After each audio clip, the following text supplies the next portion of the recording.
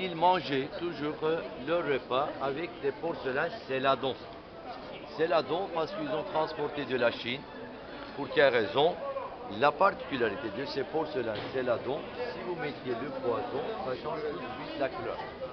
D'accord? Pour que les substances ne soient pas empoisonnées, ils mangeaient toujours avec des porcelaines céladons à l'époque. Ici, vous avez une tour qui s'appelle la tour de justice. Juste en dessous, il y a deux salles, messieurs, dames. La première salle, c'était pour les invités, une salle d'attente. L'autre salle, celle qui est juste à gauche, c'était le Parlement, la salle du Conseil des Vézirs et du Grand Vizir. À l'intérieur de cette petite salle, il y a une fenêtre et le sultan, il regardait la réunion, il surveillait la réunion sans être vu derrière la fenêtre.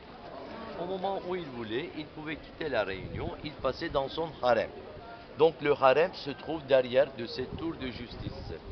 Pour rentrer au harem, pour des gens qui s'intéressent à voir, il y a un guichet juste au coin là-bas aussi, où vous pouvez prendre vos tickets, vous pouvez faire votre visite vous-même. C'était la maison du sultan, il y avait presque 400 femmes favorites, concubines, odalisques et les femmes des sultans aussi. Même les enfants à partir de l'âge de 3 ans étaient séparés, les filles et les garçons, pour qu'ils puissent apprendre des cours. D'accord? C'était la maison du sultan. Alors, ça, vous pouvez faire en dernier, d'accord? Dernier. Après, pour le ticket, ça coûte 15 livres turcs, 15 livres turcs aussi, pour le billet du harem. Et après, on se retrouve là-bas, d'accord? Maintenant, messieurs, dames, vous avez la troisième porte ici, ça s'appelle la porte du bonheur, la porte de félicité. Alors, cette porte était très importante parce que cette porte s'ouvre directement à la cour familiale du sultan. Ceux qui n'avaient pas de carrière, ils ne pouvaient jamais passer de cette porte. Et pourtant, il y a un endroit bien précis, comme vous voyez, qui est encadré avec une corde de chêne, n'est-ce pas, juste au milieu.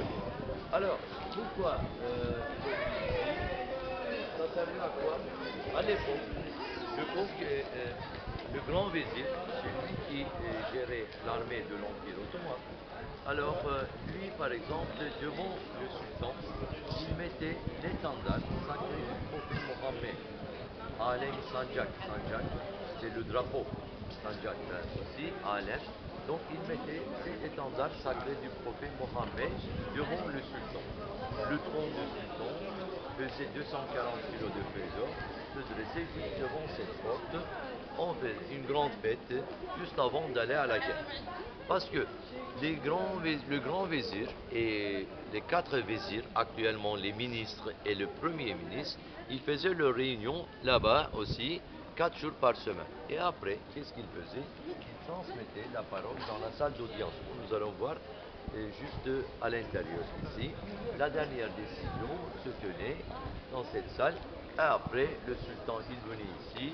S'il a pris la décision pour faire la guerre, disons, conquérir pour tel pays, alors le grand vizir, le premier ministre, c'est lui qui gérait l'armée de l'Empire ottoman, lui, il mettait cet étendard sacré du prophète Mohammed. D'accord. Voilà, tout le monde était content, comme ça, les janissaires. Il y avait un corps élite dans l'armée du sultan, ce qu'on appelle les janissaires. Les janissaires, ça vient, le mot janissaire, ça vient du mot turc. Nouvelle troupe. En français, on dit en turc Yeniçeri, Çeri, asker. Ici, voilà, c'était un corps élite de l'armée du sultan. Parce que eux, ils étaient en premier pendant la conquête. C'est eux qui gaspillaient en général. C'est pour ça qu'ils voulaient toujours faire la guerre. Comme ça, ils étaient contents. Et à la fin, comme ils sont devenus riches, par la provocation du commerçant juif, ils ont fait une révolte contre le sultan. Et cette révolte, malheureusement, causa la mort de 10 000 janissaires, massacre 10 000 janissaires devant la porte de Babus Selam. Parce que le sultan, lui aussi, il a compris qu'il va perdre sa force, donc il a ordonné de massacrer cette corps élite aussi de janissaires. Voilà, après ces systèmes de janissaires, ça a été terminé. Après, les Ottomans, ils sont passés en armée régulière qui se sont impressionnés par les Allemands. D'accord? C'est pour ça déjà nous sommes entrés à la Première Guerre mondiale. Ça commençait déjà à l'époque de l'Empire ottoman. Okay? Voilà. On va continuer maintenant pour voir les autres sections.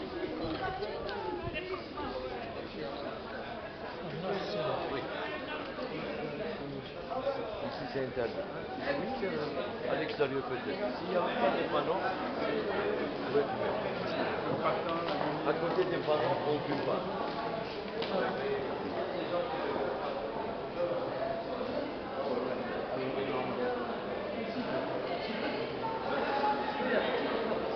Ah oui, oui.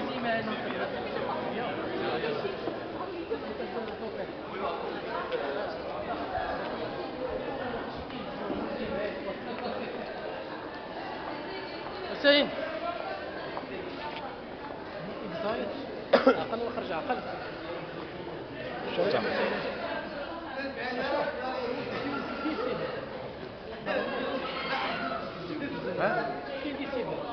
Alors, messieurs, dames, nous sommes dans la troisième cour du palais.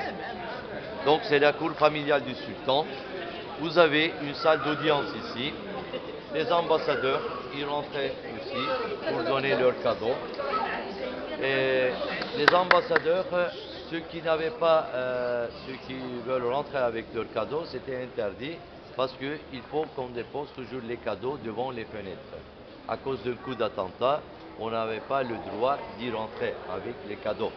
Chacun faisait un tour. Vous voyez à l'aide de ces panneaux, les ambassadeurs des pays étrangers, ils venaient devant le sultan, chacun faisait un tour, et après ils sortaient. Mais cette salle,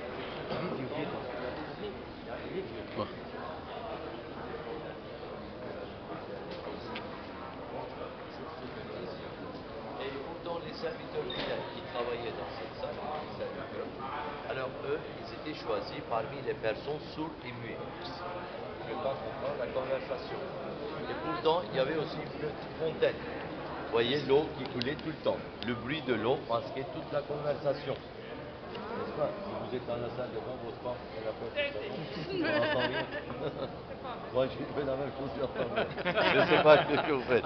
Le sultan, voilà, lui aussi, il a pensé ça.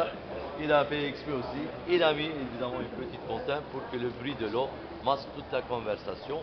À l'intérieur, vous allez voir les grands lits, mais ça fait du symbolique simplement, parce qu'ils n'ont jamais utilisé des meubles.